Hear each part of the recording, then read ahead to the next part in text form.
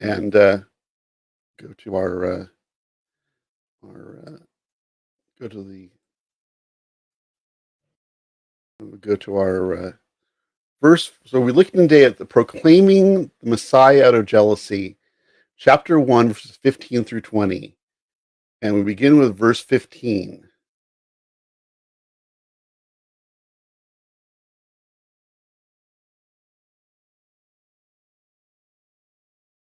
True, some are proclaiming the Messiah out of jealousy and rivalry, but others are doing it in goodwill. One of the critical themes of this letter to Philippi, is humility. The theme reaches its zenith, its highest point, in Philippians chapter 2, where Paul gives us the example of Yeshua, our righteous Messiah, and his humility that led to his death on the Roman execution stake on the cross. Verse 15 and 16, Paul contrasts those who share the good news of the Messiah out of self-ambition, which would be an example of pride, and for those who humbly share the message of Messiah Yeshua.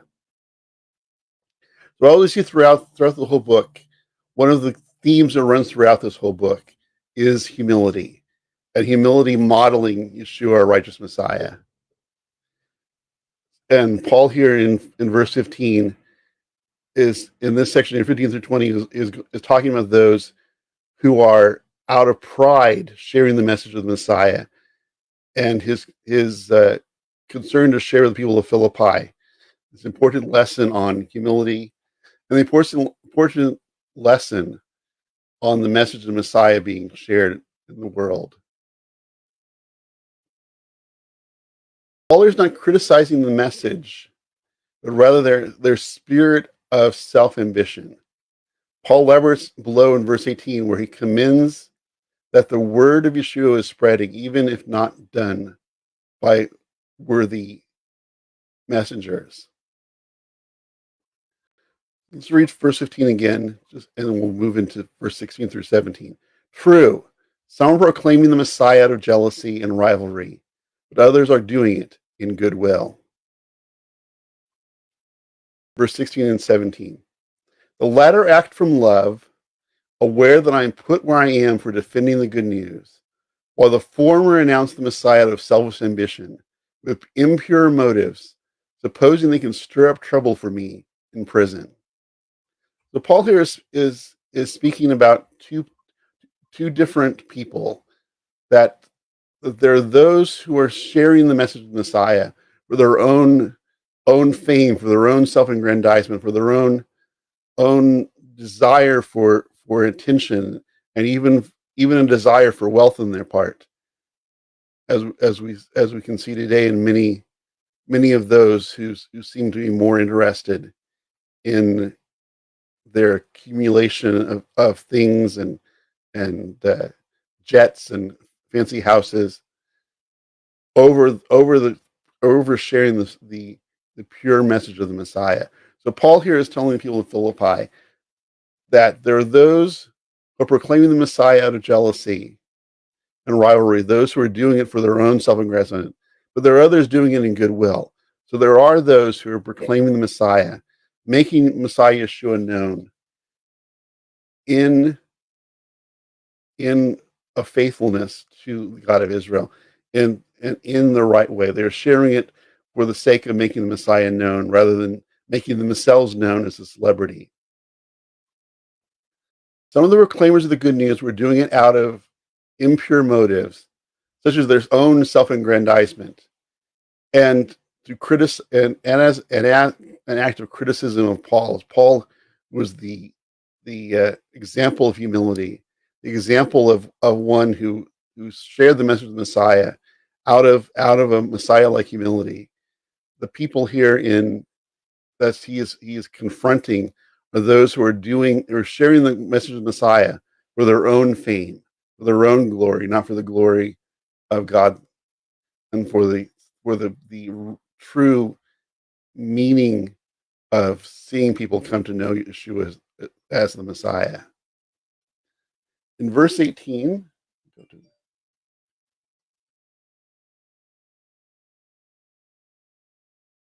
Verse 18 reads, "But so what?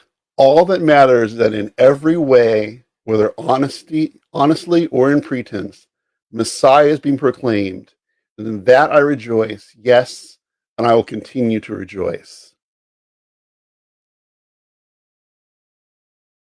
Paul here does not excuse those who share the good news out of impure motives, for their own fame, for their own motives, for their own gain, for their own celebrity. But he focused on the sharing of the good news. Where there is a false presentation of the good news, where there is a impurely presented presentation of the good news, Paul will speak out forcefully and make clear that those who are bringing a false gospel, what he calls another gospel, which is not a gospel at all, another message of the Messiah, he will speak out forcefully against that. But here the message is right from the presenter, but they have wrong motives.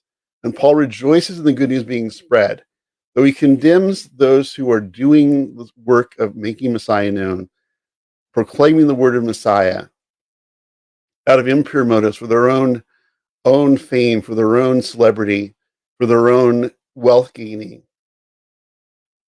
They are, despite their impure motives, if they're presenting the good news in truth, the true good news of Messiah, Yeshua, Paul rejoices in that. He doesn't rejoice in their pride and their focus on themselves that overturned the word of the Messiah in their life, and that they're doing it for wrong motives. But if their message is pure, if their message is on the true gospel of Messiah, he can rejoice in that. Though he is unhappy, he's sad, and even will go to condemn the impure motives, but he still holds true that the message is pure, though the person who is presenting it is impure. He rejoices in the purity of the message. Like other Jewish teachers, Paul was willing to focus on the service performed for God, in this case, the sharing of the good news. Though the motives of the presenters may be flawed, Paul was content knowing that if the right message goes forth, lives will be changed for the better. In short, Paul focuses on the content of the message, the good news of Messiah Yeshua, which is perfect and leads to salvation, and not the imperfect messenger. Paul here is focusing on the pure message of Messiah going out, even though the messengers themselves may be flawed. Paul rejoices that the message of Yeshua is going out, even though it is being sent out by impure messengers and those who are doing it for their own pride, for their own self-aggrandizement, for their own fame. Paul knows that people are coming to know God and becoming followers of Yeshua through the word of truth, that the message that was true was changing lives, and people were coming to know the Messiah of Israel, despite the incorrect motives of those who were presenting it. And Dr. Stern in his commentary says, "It is the gospel that saves, the good news of the Messiah, not the preacher. The insincere evangelist is shoring up for himself judgment. But those who have come to Yeshua because of his words have entered into eternal life." So Dr. Stern here is saying, is in looking at what Paul is saying here, is that the importance that it was the pure message of Messiah was going out, even though the one who was presenting it was problematic, that they were doing it for their own glory rather than the glory of God. But if people's lives were changed by the message that was true, Paul was willing to rejoice in that. In verse 19, we read, "For I know that this will work out for my deliverance, because of your prayers and support I get from the Spirit of Yeshua, the Messiah." In this verse, Paul quotes the words of Job from Job 13:16a, from the Septuagint, from the Greek translation of the Hebrew Bible. Taking Job's words to defend himself, declares faith in God's deliverance, and applied them to his own life situation as a righteous sufferer. As Job was an innocent victim of affliction and pain, Paul draws an example of Job to parallel his affliction in serving Yeshua. He takes comfort from the example of Job's eventual redemption from suffering and renewal of life. And our last verse we're looking today is verse 20.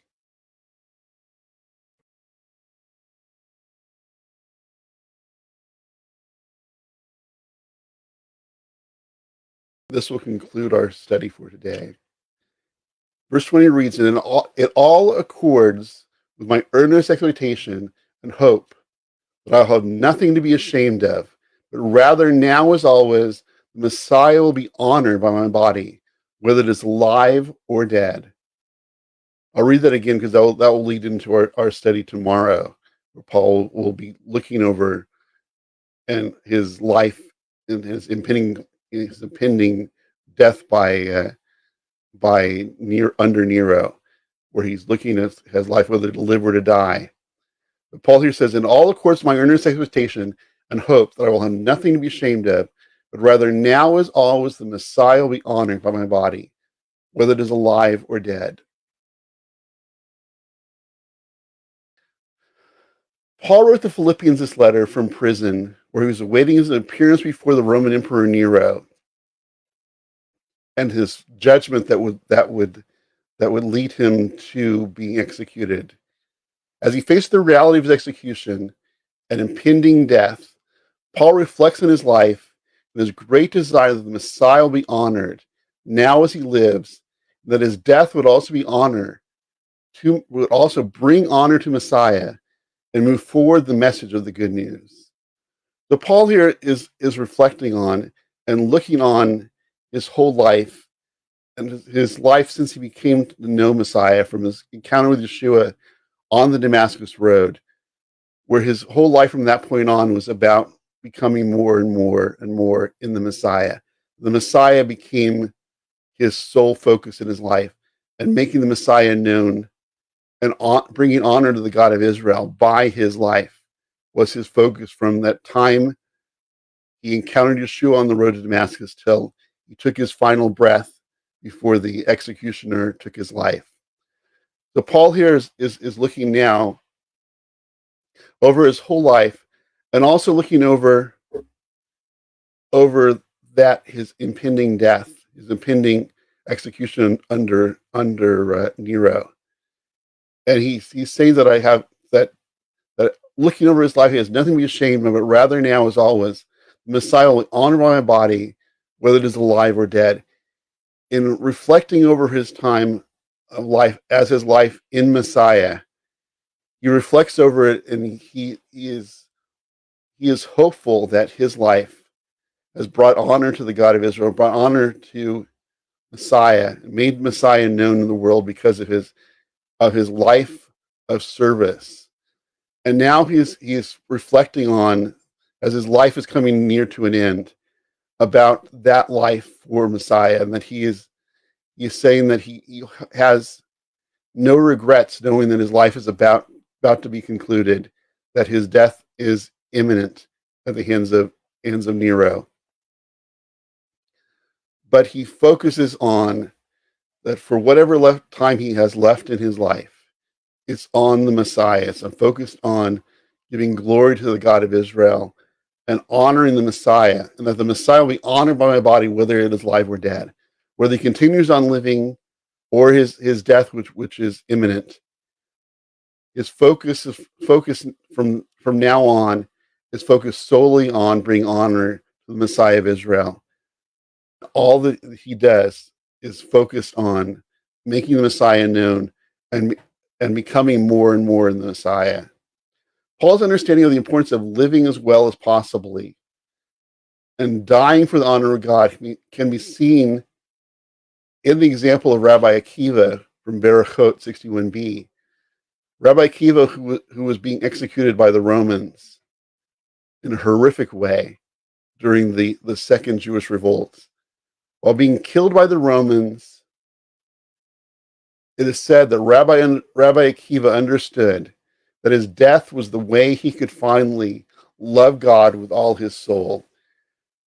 As he was dying, Rabbi Akiva understood that he was finally able to observe the words from the Shema to love God with all your heart, mind, and soul, and that he was able now to tangibly, in his death, in his horrific death that the Romans put him through, the torture and death, that he was finally able to tangibly love God with all his soul, with all his mind, with all his body, which was given over to death for the sake of the honor of the name of the God of Israel and for his stand as a faithful Jew against the Romans that had come to destroy Jerusalem and destroy the Jewish people in the land. And Paul here can like the example of Rabbi Akiva, who would come later. His death would be about 70 or so years after Paul's. But both of them understood that their lives and even their deaths would be a way for them to give glory to God and to show that their love for God with all their soul, mind, and body. And Paul here is telling the people of Philippi, and us by example, that should be the focus of our life too, that whether we continue living on in life or whether we are to die, our whole being should be about giving honor and glory to the Messiah of Israel. That Yeshua, the honor of Yeshua and the witness to him in our lives should be so great that all that we do, all that we seek to do in our bodies, all we seek to do in the life that we have, whether we have 1 year, 5 years, 10 years, 50 years left to live, that focus of our life should be on honoring the Messiah, giving honor to the God of Israel by all that we do and all that we say and all of our actions should be focused on that, and that we too, like Paul here and also by Rabbi Akiva, who later would understand that in our lives and in our deaths, we have given honor to the God of Israel, and we have really shown our love for God with all our soul, mind, and body. And especially here with Paul and Akiva, who were executed for their faith. They were actually able to do that tangibly, to in their death, to show their love for God with their soul, mind, and body. That may not be, the way of our death by execution, but the focus is still the same. That as we live for the Messiah. We live to give honor to the Messiah, and our lives now until our final breath should be focused on making the Messiah known, giving honor to the God of Israel, walking in his ways, ordering our lives, if we are Jewish followers of Yeshua, according to God's Torah and his commands. For those from the nations, to live in faithfulness to the God of Israel by your faith trust in Yeshua. In doing so, we give honor to the God of Israel and truly live out our faith trust in him, that our faith trust is not just a mental acceptance of a belief system or theology or an idea of faith, but truly becoming Talmudim of Yeshua, as what Yeshua called his Talmudim, his disciples, to make disciples of the nations. That we are called not just to be ones who give mental assent to a belief system, but those who are truly Talmudim, those are the students, those are disciples, the ones who seek to model our lives after our righteous Messiah, Yeshua, who is our Messiah, who is the Messiah. There is no other. and he is the one that we should model our lives after. And Paul here, in these words, looking to the imminent execution under Nero, that he wanted to be sure that every moment until that final breath was focused on giving honor to the Messiah. And he commends that to the Philippians to live their lives in that way, that to live as long as they live in this life for the Messiah, and to focus their lives on making Messiah known and living to give honor to the God of Israel through our following the example of Yeshua, our righteous Messiah. So that would conclude our time for today. We looked at Philippians 1, 50 through 20. Tomorrow we'll look at Philippians 1, 21 through 26, a section that I entitled To Live or Die. And Paul will continue talking about his impending execution and whether he wants to have the execution come soon so that he can go instantly to be in the presence of the Messiah, or it would be better for him to actually stay on in this life for a little longer, to make Messiah known in Rome, and to be a source of encouragement and teaching to the followers of Yeshua throughout the world, throughout the communities of faith that he started. So he will be looking at that, at his impending death, and it will be better for him to continue living or to go and to leave this world to be instantaneously with Messiah Yeshua and instantaneously in the life of the world to come. We'll be looking at that tomorrow. And again, thank you for watching. This is Letter to Philippi Live, a daily broadcast Monday through Friday at 12 p.m. Pacific Time, 3 p.m. Eastern Time, 10 p.m. Jerusalem Time, coming to you on Facebook Live, YouTube Live, Instagram Live, Twitter Live, and on our website, lettertophilippi.org. And Letter to Philippi Live is an initiative of Letter to Philippi, a new Messianic Jewish theological and teaching organization, of which I'm the founder and teacher. And if you want more information on Letter to Philippi, just go to lettertophilippi.org. There you can fill out a contact form, ask any questions you want. You can leave a prayer request. We want to be praying for you. You can purchase a copy of my Messianic commentary on Philippians on our resources page. You can make a contribution to our work, either a one-time or an ongoing contribution to keep this work going. We are an independent ministry, not funded by any outside organization.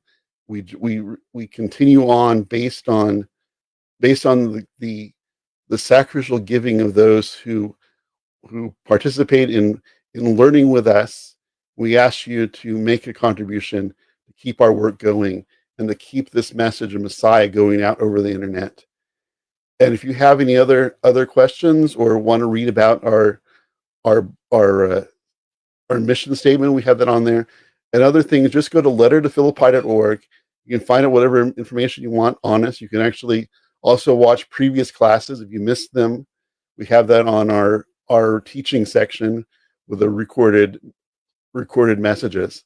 So thank you for watching. Again, we'll be back tomorrow looking at Philippians 1, 21 to 26, to live or die, as Paul is continuing to reflect on his impending execution and his life that he's lived for the Messiah of Israel, and how he commends on the Philippians to understand that their whole life should be focused on becoming more and more and more in the Messiah.